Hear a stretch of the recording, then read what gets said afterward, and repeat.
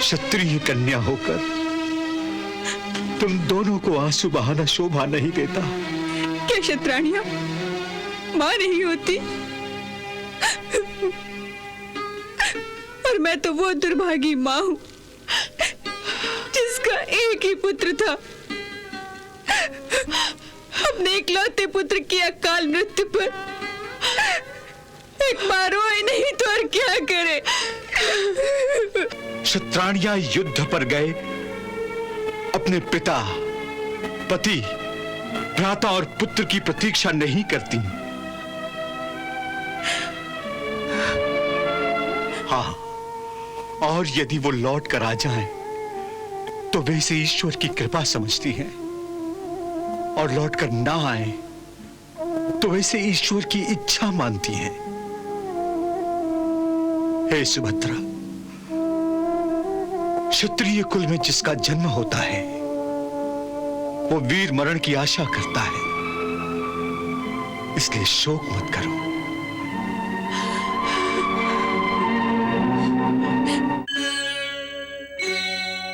तीरों की शैया पे पड़े हुए भीष्म पितामह एक ओर अर्जुन पुत्र अभिमन्यु और दूसरी ओर दुर्योधन पुत्र लक्ष्मण की मौत से आहत हो गए थे।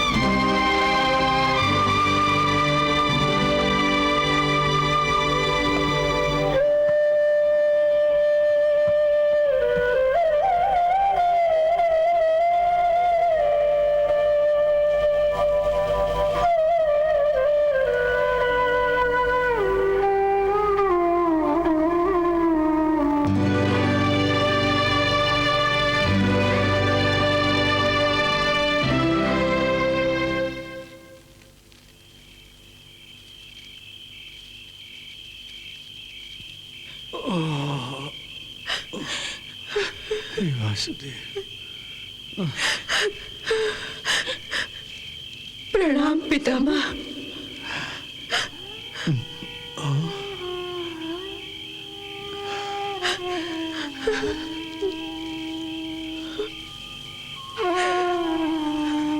सौभाग्यवती भव सुभद्रा, द्रौपदी। अभिमन्यु का समाचार सुनकर सांत्वना देने के लिए मुझे ही तुम्हारे पास आना चाहिए था, परंतु मेरी इस दशा के कारण मैंने ही तुम्हें अपने पास बुला भेजा। मेरे कारण तुम दोनों को कष्ट उठाना पड़ा। अभिमन्यु की मृत्यु का कष्ट उठा लिया। एक भाग के लिए इससे बड़ा कष्ट क्या हो सकता है पितामह? क्या हो सकता है? रो मत सुभद्रा, रो मत।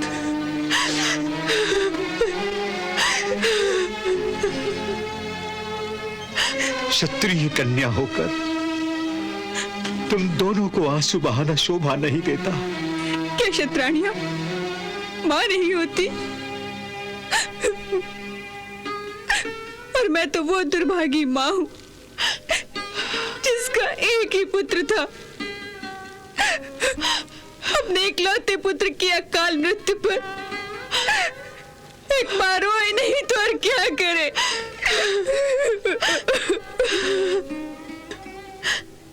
हाँ पितामह, यदि आज आप कौरवों के सेनापति होते तो हमारा अभिमन्यु जीवित होता, क्योंकि आप कौरवों को ये अधर्म कदापि नहीं करने देते, कदापि नहीं करने देते।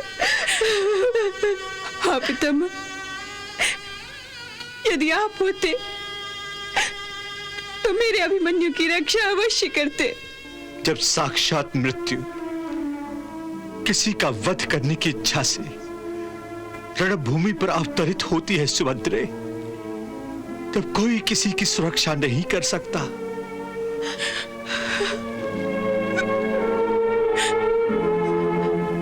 वो चाहे कितना ही महान योद्धा क्यों ना हो, वो मृत्यु पर विजय प्राप्त नहीं कर सकता।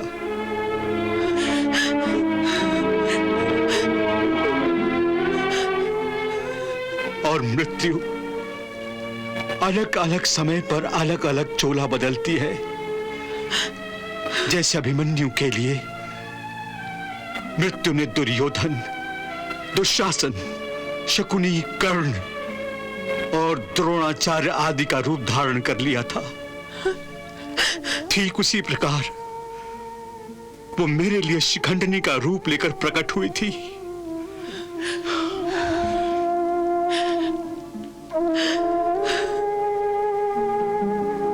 और अब जयद्रथ के लिए मृत्यु ने अर्जुन का रूप धारण कर लिया है। इसी प्रकार हो सकता था कि अभिमन्यु की मृत्यु का कारण मैं बन जाता। नहीं, ये नहीं हो सकता। ये असंभव है पितामह, असंभव है। मैं तुम दोनों की भावना और दुख को समझता हूं, फिर भी मैं ये कहना चाहूंगा कि जो जन्म लेता है वो मरता ही है, और जो मरता है वो फिर से जन्म लेता है। यही तो सृष्टि का क्रम है। फिर शोक कैसा?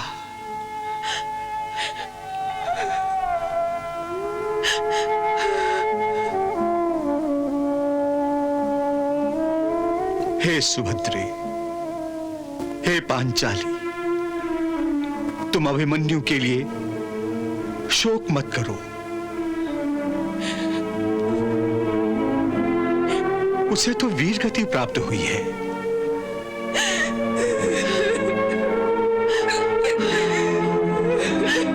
जो हर कोई योद्धा चाहता है, पर ये हर किसी योद्धा का सौभाग्य नहीं होता। हाँ सुभद्रे, हाँ द्रौपदी, क्षत्राणियां युद्ध पर गए अपने पिता, पति, भ्राता और पुत्र की प्रतीक्षा नहीं करती।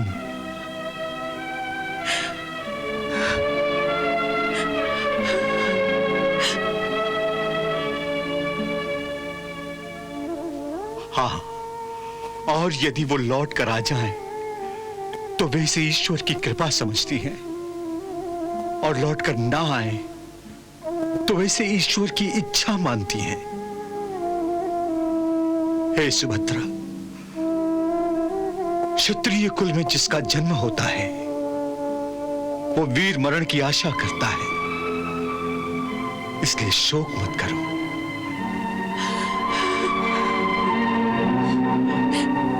शास्त्र धर्म का पालन करते हुए वीर अभिमन्यु को पुण्य लोक प्राप्त हुआ है। तप, ब्रह्मचर्य, बुद्धि और ज्ञान के द्वारा साधु संत और तपस्वी जो मोक्ष प्राप्त करना चाहते हैं, तुम्हारे परम पुत्र परम वीर अभिमन्यु को वही मोक्ष प्राप्त हुआ है। फिर शोक क्यों? हम क्या करें पितामह, आखिर हम स्त्रियां हैं। अपने इस दिल को कितना ही कड़ा क्यों ना बना ले, परंतु मोम कभी पत्थर तो नहीं बन सकता। मैं मानता हूं, हर मां अपने पुत्र को जीवित देखना चाहती है, परंतु सोचो, यदि अपने प्राणों की रक्षा के लिए अभिमन्यु युद्ध भूमि से भाग जाता तो क्या तुम दोनों प्रसन्न होती?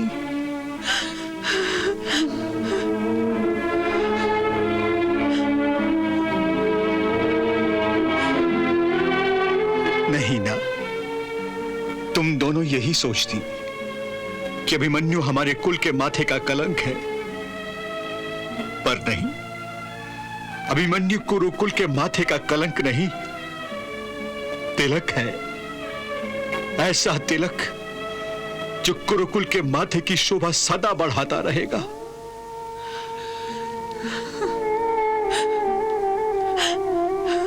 अभिमन्यु अमर हो गया है सुभद्रे, अमर हो गया है।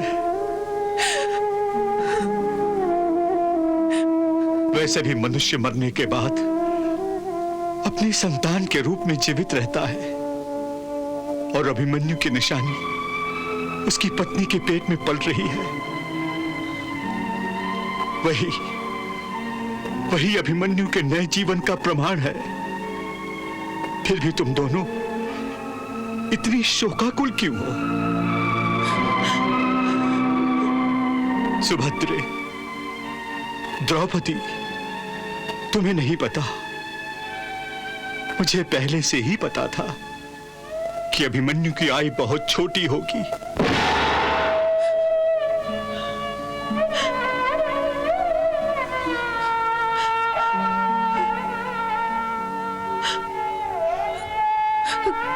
अर्थात अभिमन्यु के जन्म पर ही कुरुकुल के राज ज्योतिषी ने मुझे अभिमन्यु के बारे में बता दिया था। इसलिए शोक करना छोड़ दो, जो हुआ उसे भूल जाओ। परंतु पितामह, हमें तो कल की चिंता भी खाई जा रही है। पार्थ अर्जुन ने अपने प्राणों को दांव पर लगा दिया है। जानता हूं, और मैं तुम्हें आश्वासन देता हूं कि अर्जुन अपनी प्रतिज्ञा की पूर्ति अवश्य करेगा। वो सबसे श्रेष्ठ धनुर्धर है, और सबसे बढ़कर ये कि भगवान श्री कृष्ण का भक्त भी है और उनका मित्र भी। और भगवान श्री कृष्ण की कृपा उसके लिए सुरक्षा कवच बनेगी। इसलिए श्रद्धा रखो, कल अर्जुन को युद्ध में कुछ नहीं होगा, जीत उसी की होगी। पितामह, आपकी बातों से हमारा दिल हल्का हो गया। अब हमें आज्ञा दीजिए पितामह।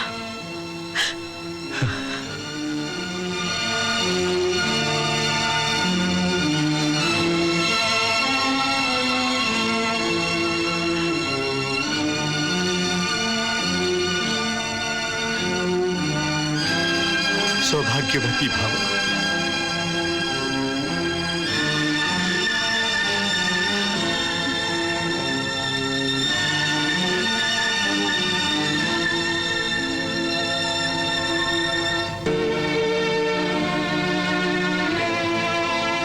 हे वासुदेव, आपने जो कार्य मुझे सौंपा था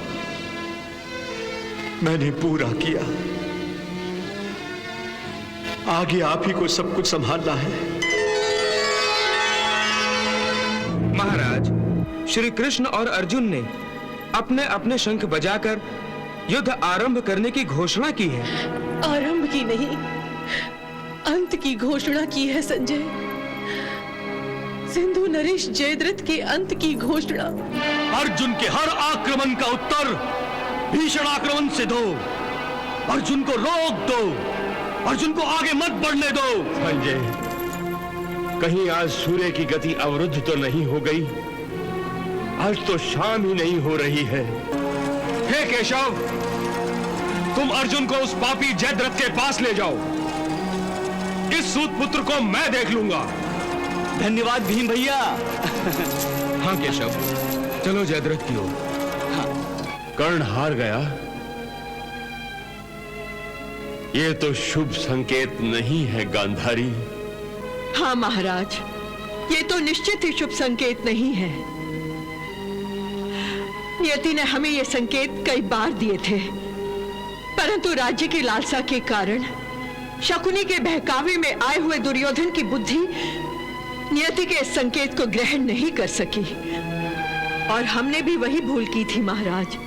हाँ गांधारी, नियति ने हमें भी बार बार संकेत दिए थे, परंतु हमने भी हर बार उन संकेतों को अनदेखा किया था। केवल कल के सूर्यास्त तक महाराज, केवल कल के सूर्यास्त तक अर्जुन ने हमारे जमाई जयद्रथ के जीवन की अवधि सीमित कर दी है।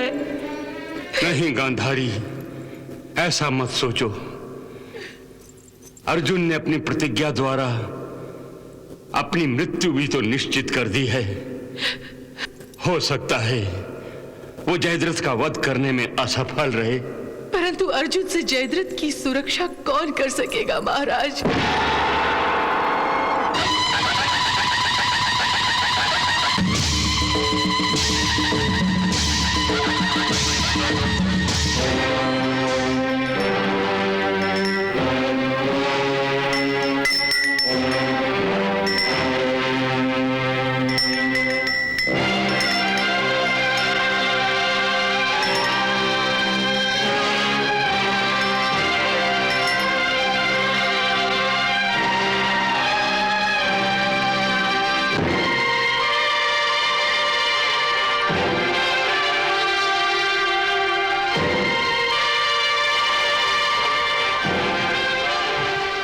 पिताश्री, माताश्री। कौन? दुशीला? दुशीला नहीं माताश्री, दुर्भाग्यशाली कहिए। ये तुम क्या कह रही हो पुत्री? शुभ शुभ बोलो दुशीला। आज सूर्यास्त से पहले जिसके पति की मृत्यु निश्चित हो गई हो, वो दुर्भाग्यशाली नहीं तो और क्या हो सकती है? आप ये युद्ध रोक दीजिए पिताश्री, आप ये युद्ध रोक दीजिए। तुम व्यर्थ ही भयभीत हो गई हो दुशीला। तुम्हारा पति सुरक्षित रहेगा। जयद्रथ की सुरक्षा का दायित्व गुरु द्रोण ने लिया है। उनकी छत्र छाया में जयद्रथ बिल्कुल सुरक्षित है। ये आपका भ्रम है पिताश्री। अर्जुन के बाणों का उत्तर कदाचित द्रोणाचार्य के अस्त्र भंडार में हो सकता है, परंतु क्या दुशीले? परंतु श्री कृष्ण के सुदर्शन चक्र का उत्तर क्या द्रोणाचार्य के पास है? श्री कृष्ण ने अस्त्र शस्त्र धारण न करने की प्रतिज्ञा की है। तो ठीक है, वो अपनी प्रतिज्ञा नहीं तोड़ेंगे, परंतु अपने मित्र अर्जुन की प्रतिज्ञा पूरी करने के लिए वो कुछ भी कर सकते हैं। दुशीले, वो कुछ भी करें, परंतु मैं अब इस युद्ध को रोकने के लिए कुछ नहीं कर सकता।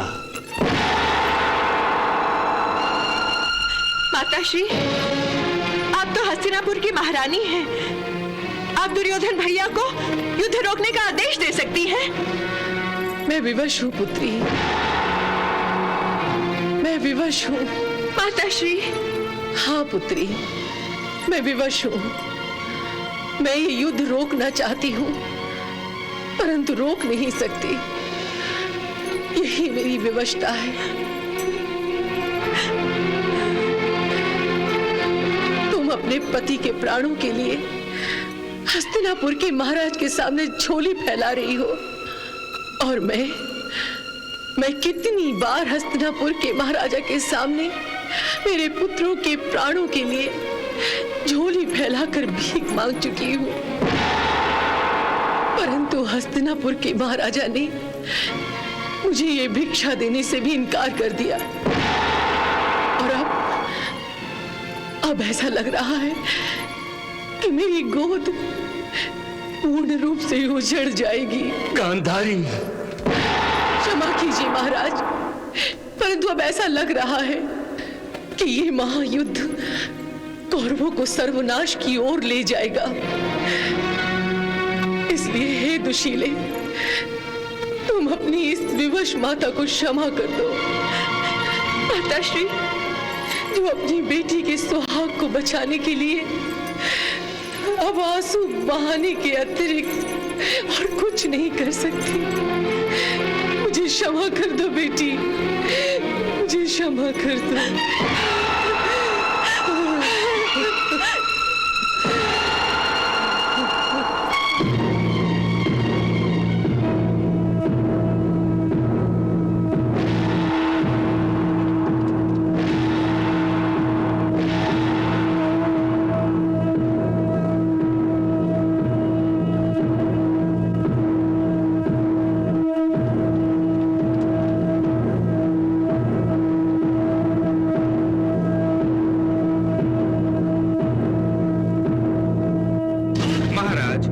श्री कृष्ण और अर्जुन ने अपने अपने शंख बजाकर युद्ध आरंभ करने की घोषणा की है।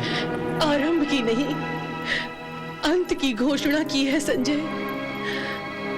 सिंधु नरेश जयद्रथ के अंत की घोषणा। आक्रमण!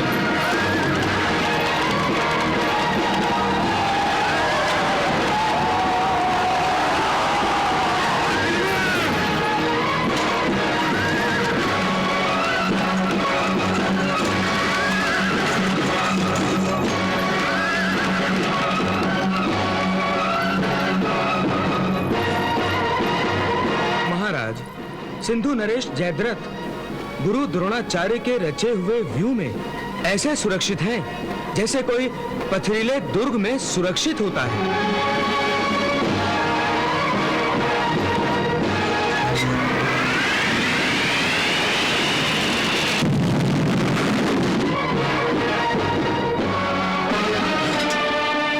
अर्जुन के हर आक्रमण का उत्तर भीषण आक्रमण से दो। अर्जुन को रोक दो, अर्जुन को आगे मत बढ़ने दो। जाओ दुशासन, आगे बढ़ो।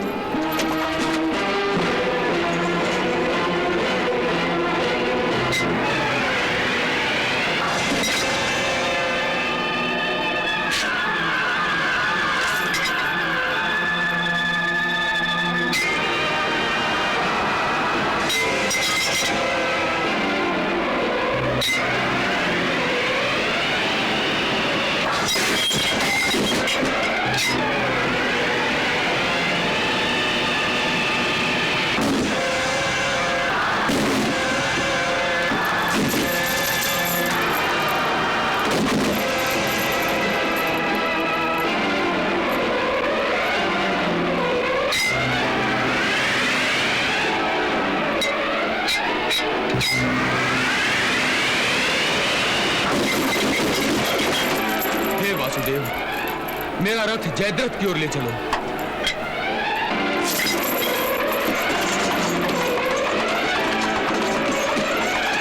अंगराज कर्ण, जाइए उसे रोकिए। जो आज्ञा सेनापति। चलो सारथी।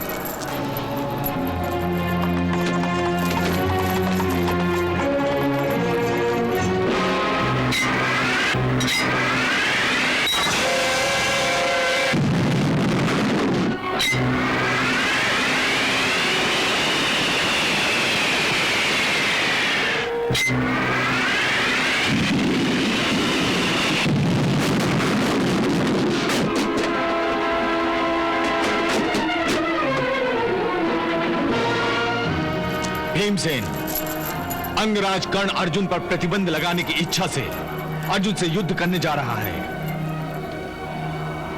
दोनों टक्कर के योद्धा हैं, इसलिए यदि अर्जुन कर्ण के साथ युद्ध में उलझ गया तो समय बीत जाएगा और सूरज डूबने से पहले अर्जुन जयद्रथ तक नहीं पहुंच सकेगा।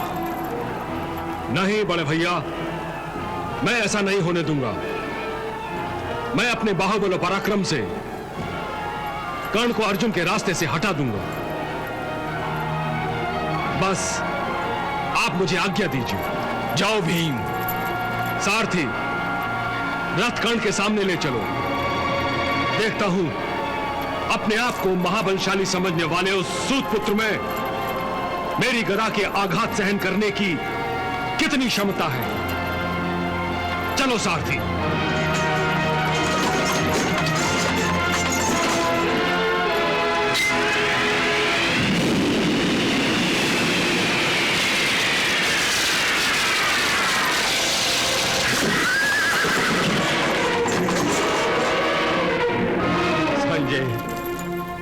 कहीं आज सूर्य की गति अवरुद्ध तो नहीं हो गई? आज तो शाम ही नहीं हो रही है।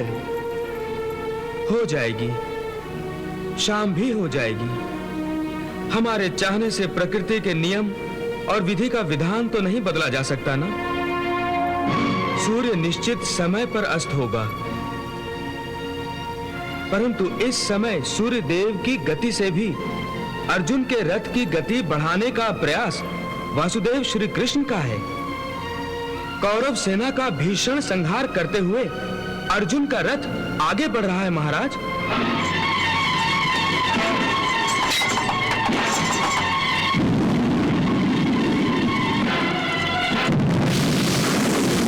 परंतु अर्जुन के लिए सब कुछ इतना सहज कैसे हो रहा है?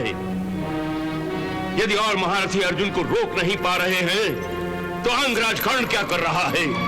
वो क्यों नहीं आगे आता? अंगराज कर्ण अर्जुन को रोकने के लिए आगे बढ़ रहे हैं महाराज। रोको। रथ रोको केशव, रथ रोको।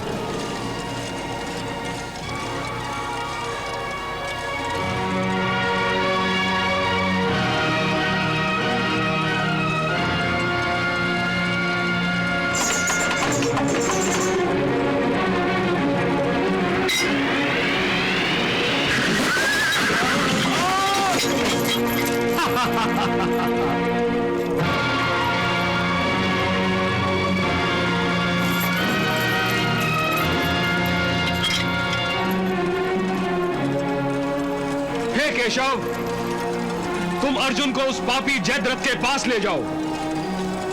इस सूत पुत्र को मैं देख लूंगा। धन्यवाद भीम भैया। हाँ केशव, चलो जयद्रथ की ओर। चलो। हे सूत पुत्र, अर्जुन से युद्ध करने जा रहे थे। अर्जुन के डर के मारे तो तुमने युद्ध से संन्यास ले लिया था और बहाना बनाया था कि पितामह भीष्म के नेतृत्व में युद्ध नहीं करोगे। अपने प्राणों की रक्षा करने का अच्छा ढोंग रचाया था तुमने। फिर अब क्या मुंह लेकर अर्जुन का सामना करने चले थे?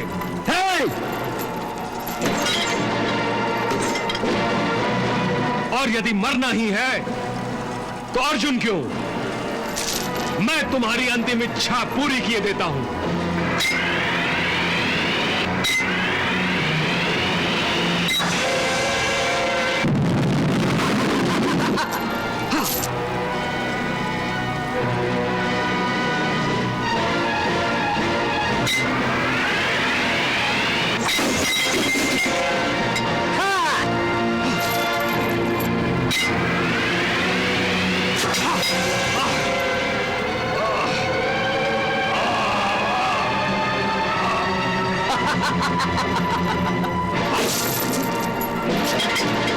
हे भीम, तेरे हाथों में गदा शोभा नहीं देती। तुम तो जाके वही करची संभालो जो विराट नरेश का खाना बनाते समय थामी थी। सूतपुत्र!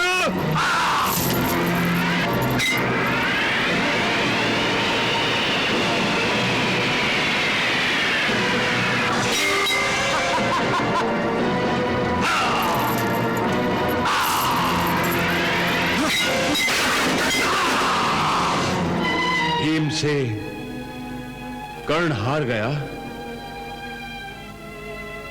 ये तो शुभ संकेत नहीं है गांधारी। हाँ महाराज, ये तो निश्चित ही शुभ संकेत नहीं है। नियति ने हमें ये संकेत कई बार दिए थे, परंतु राज्य की लालसा के कारण शकुनी के बहकावे में आए हुए दुर्योधन की बुद्धि नियति के इस संकेत को ग्रहण नहीं कर सकी, और हमने भी वही भूल की थी महाराज। हाँ गांधारी, नियति ने हमें भी बार बार संकेत दिए थे, परंतु हमने भी हर बार उन संकेतों को अनदेखा किया था। हाँ महाराज, द्यूत सभा में जब नियति भीम के मुख से बोल रही थी, तुमने एक स्त्री का नहीं, मेरी पत्नी का भी अपमान किया है। मैं इस इस भरी सभा में प्रतिज्ञा करता हूं कि जिस जान पर तूने मेरी पत्नी को बैठने का आदेश दिया है, ईश्वर की सौगंध, मैं उस जान को अपनी गदा से तोड़कर रख दूंगा। तुम भी मेरी दूसरी प्रतिज्ञा सुन लो। जिन हाथों से तुमने द्रौपदी के बालों को छुआ है, उन हाथों को मैं तुम्हारे शरीर से अलग कर दूंगा और तुम्हारे रक्त से मैं द्रौपदी के बाल धोऊंगा।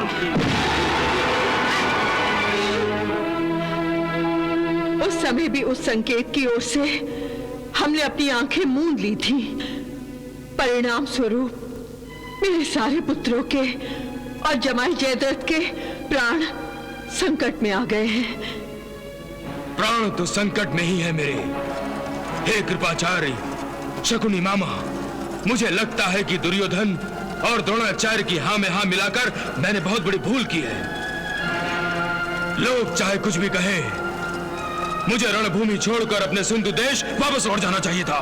सिंधु नरेश, आप ऐसा कहकर हमारे सेनापति द्रोणाचार्य का अपमान कर रहे हैं। हाँ, आप इस व्यू में बिल्कुल सुरक्षित हैं सिंधु नरेश।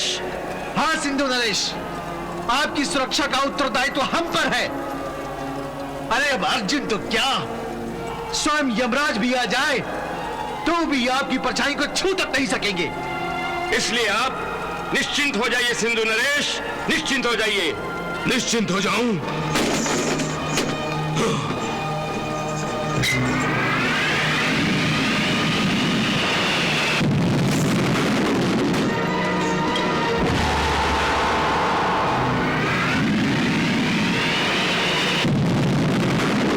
देख लीजिए कृपाचार्य, देख लीजिए, अर्जुन हमारी सेना को ध्वस्त करके मेरी ओर ही बढ़ता चला रहा है। देख लीजिए।